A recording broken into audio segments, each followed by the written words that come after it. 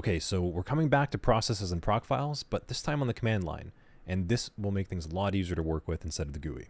So let's jump in. The first thing we'll do is look at a tool that is similar to System Monitor and Task Manager, but on the command line, and it's called Top. And keep in mind, the command line came first. The GUI and the desktop, that all came after. So yes, we can do this on the command line as well. So let's run a quick what is on top just to see what it says, and in this case, just display Linux processes. To start it, we just enter top. And this is basically Task Manager on the command line. And this is running continuously. And it's a little bit hard to discern what's going on at first, so I always recommend to just hit the H key to go right to help and get a bit of an idea about what to do. And as you can see, there are actually a lot of commands to use.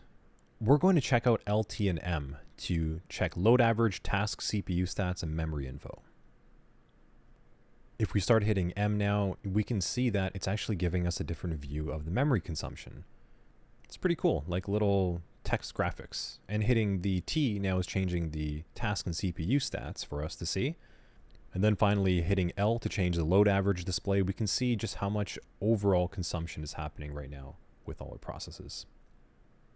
And this is really lightweight. It's literally just text on the terminal. So not a lot of consumption. And if we want to just have a running idea of what's actually being consumed in various processes, we could just leave a terminal up running the top command and observe. We could also search for processes with Shift L. That gives us the locate functionality. And if we hit that right now, we can enter in a string like Ubuntu. So now we can get an idea of all the Ubuntu running processes. So let's go and mirror what we did before, and let's open up that text editor and identify where that getIt process spawns. And let's just drag that to the right to clear our view. And because we were searching for Ubuntu, it'll be highlighted now, and we can actually see the getIt process appear. So let's say we wanted to monitor all activity around getIt. We could do another search string for it, and now we have a nice clean view of just the getIt related processes here. Okay, cool. And what if we wanted to terminate the process? Well, in the command line, it's all about running the kill command. And if we hit K, it'll allow us to choose the PID to kill. And by default, it'll choose the PID that we're currently highlighted on. So pretty straightforward. It's just learning the different key mappings, but it does the job pretty well. So up next, let's look at memory consumption with the free command. And as you would guess it, the free command with the what is check is just going to give us the free and used memory in the system. The man pages gives us a little bit more information, and I just want to highlight how it also has the TAC-H human readable format. Just like LS, as I mentioned, flags are meant to be a little bit interoperable where possible, so free TAC-H will give us the human readable format of our memory consumption. So we can see we're consuming 873 megabytes, and we have 2.1 gigs free. Cool. So let's take a look now at disk space, and we can use the df command. And this just reports file system disk space usage, but I like to call it disk free. And running it without any flags is pretty straightforward, just writing df. And now we can see all of our disks and our partitions here. And with TAC-H, we can see this in human readable format. And we're not going to get too deep into the weeds of what these file partitions are and best practices. That's a little bit more advanced, but just consider that we have these file partitions set up here for isolation and backup purposes more than anything. And that /dev/root is our core partition. That's where we are operating everything from, has the most amount of space for that purpose as well. Now, one of the most powerful commands for process inspection in the command line is the ps command. And what's great about this is that it's just a snapshot of what's currently running, and it's super fast. The default operation is just running ps as is, but what we can really do if we check the man page here is we can get some more specific options.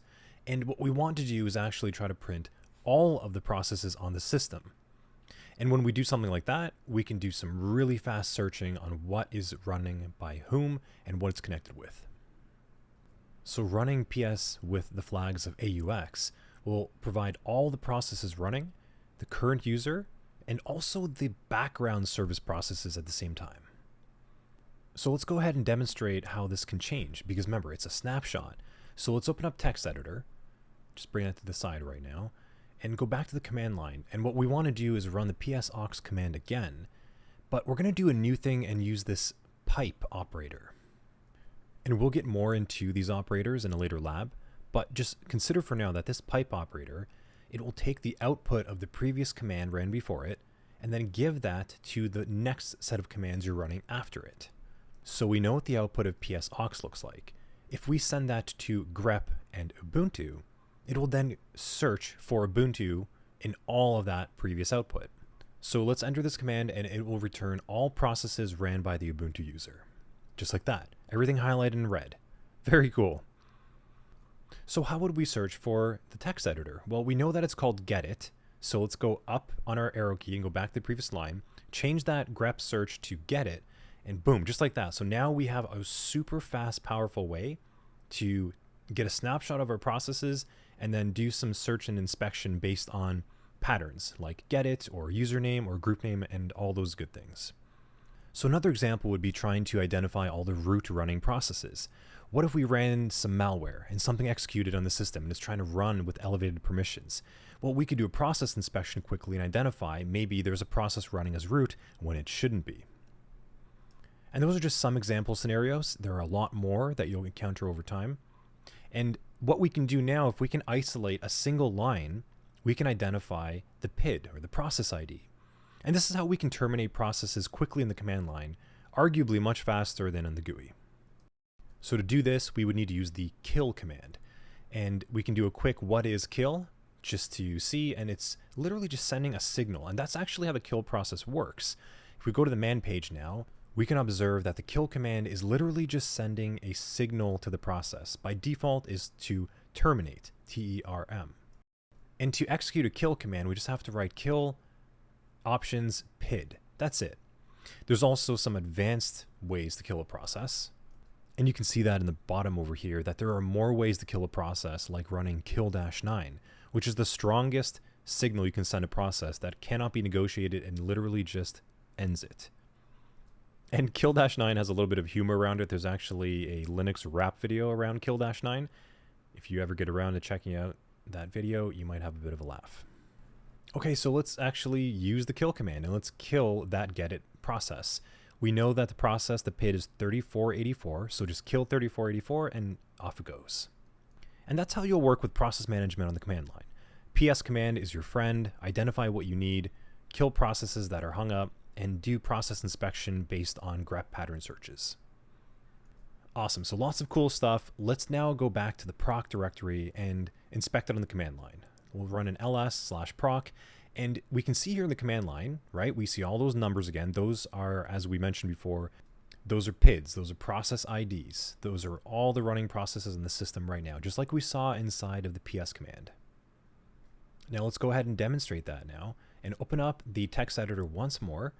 And what we're going to do now is run the PS command, and we're going to grep for gedit so we can get the PID. Now that we have the PID, we know that it's 3524. We can run ls/proc, but we can also pipe and then grep for 3524 to confirm that it's in the directory. And you're starting to see how that little pipe and grep command can be pretty useful, right? And we'll be using that a lot more as we go. Okay, so let's actually look inside of the PID folder of 3524. We can see all of the files associated with that gedit process. Now, this is a lot more information than you would find on the other applications we were using, right? Now, this is some really incredible information here. Let's just say that we wanted to interact with the memory that's been mapped to this process. Well, we have the mem file inside of this PID folder here for the gedit application. So you don't even have to go and write a fancy desktop application. You can just interact with what you need on the command line. And again, that's because everything is a file, so that input-output process is a lot easier on the Linux command line. So let's demonstrate how that works, right? We have mem info over here, we have CPU info, and we have uptime. If we just run the uptime command as it is, what's going to happen is it'll pull that information from the uptime file. That's really handy. And if we actually cat proc uptime, you can see that that information's there. It's not as well formatted, but the information is there, and that's what we can use when we create or use tools. And let's say we wanted to get some CPU info. Well, we can cat that proc CPU info file as well, and we'll get a wealth of information about the make of our CPU and some hardware architecture information on it. And that just about covers it for this lab. But I'm hoping that you're starting to see that once you can get a better handle on the command line, You're no longer limited by what a desktop application or GUI can and cannot do for you. It really just comes down to what you're willing to figure out to get what you need.